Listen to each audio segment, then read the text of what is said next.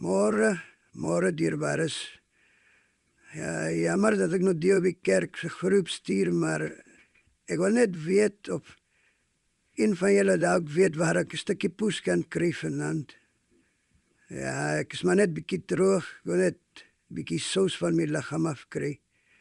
Wie reg is vir Suster Nita, as jy dalk beskikbaar is, laat weet daar. Amen, dankie dierbares. Môre dominee. Môre dierbares. Ja, dominee, ek weet nou van een suster wat beskikbaar is, dis nou Suster Nancy.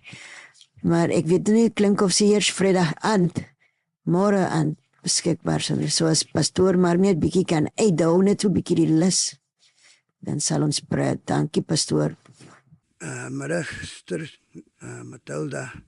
Luister man, ek wou eintlik gehoor het wanneer is jou poes beskikbaar is. Jou poesie dalk vanaand beskikbaar, want ek sal te lank wag tot môre aand vir Suster Nancy. Ek soek vanaand poes. Vanaand nog, ek wil nei vanaand. En nie later as 8:00, want ek moet 9:00 my pille drink. My bloeddruk is klaar hoog. Nou is my koors ook nog hoog.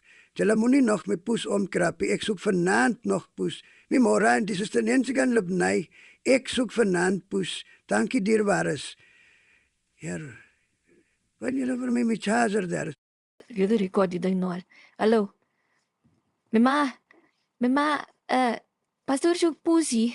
Ek weet nie van wat se Suster Nancy praat nie, maar pastoor goed soek poesie. Maar ek weet nog nie.